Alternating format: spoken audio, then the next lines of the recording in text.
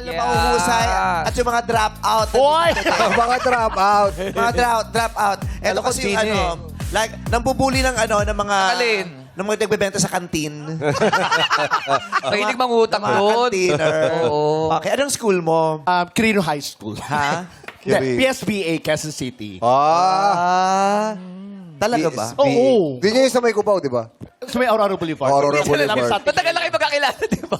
Matagal na kami magkakilala, pero kadalasan sa buong relasyon namin, ng ilang taon na, mahigit 20 years, Oh. puro kasi nungalingan na sinasabi namin sa isa't isa. So, wala totoo. Araw-araw nga sinasabi namin, maganda ka. Kaya pala yun ang tanong. Totoo. Araw-araw nagagandahan kami kasi nagsisinungaling din kami sa isa't isa. Di ba? Cute mo ngayon, girl. Ikaw ang pretty mo ngayon. Para sa Grabe, oh. Di ba? Nag-aaral ka ba? Oo naman. O, tamo, nagsisinungaling na naman. Nag-aaral talaga.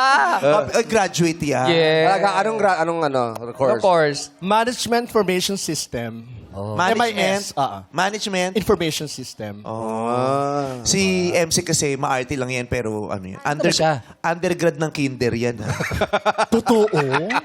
Kinder na lang. Hindi pa niya hinahantay mo ba? natapos. Kinder lang, di pa natapos. Oh, bakit?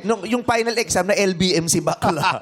Malas naman. Kaya hindi nakakuha ng final exam. So, si MC, maarte lang yan. Kala mo kung sinong mayaman, matalino. Pero undergrad po yan ng kinder. Kinder talaga. After doon, hindi na siya bumalik sa pag-aaral. Hindi, kasi hindi mabigyan ng permit eh. Incomplete siya. Hindi niya kasi nakuha yung yung final exam kasi ng LBM. Hiningan siya ng medical certificate. Wala siyang mabigay. Yung nanay pinangdala, NBI. NBI. Kinder pa. Oo. At totoo po yun. Hindi yung joke. Oo. Graduate ka. Hindi, undergrad ako. Undergrad ka. O, tamo. Yun doon lang siya nagsabi.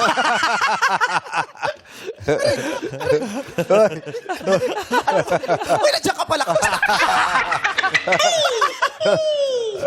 Oo, ba't hindi ka nakatapos? Nag-work kasi ako. Di ba ayaw agad. ng school? Hindi. sabi nung din, huwag ka na mag-graduate kasi baka mama tanungin kung saan ka nagtapos, ditong pa sasabihin. Pagmamalaki mo pa. Ba't hindi na natapos? Hindi nagbayad. Nag-work ako agad. Hindi. Kasi Ano? di ba, nung final exam nyo, sabi mo, nagka-breakout ka. Break up talaga. Dahil doon. Habang sumasagot siya, pumuputok yung mga taklawat niya. Kaya nababasa yung test paper Malas niya. naman. Kaya hindi niya tinapos, di ba? Sabi mo. Kaya, Oo, hindi pa nag-check. May mga pula na yung test paper niya. Kasi puputok.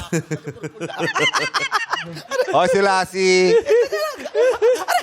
Oy! Para tayo si Raul. Uminga muna kayo. Kaya namin mag-usap-usap kahit wala kayo. Biggest natin si Lee. Si Lassie, dito pumesto. Dahil- Katabi yung mga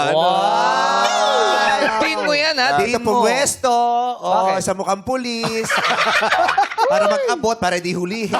Siyempre, kailangan magkatabi ang pulis at saka sospek.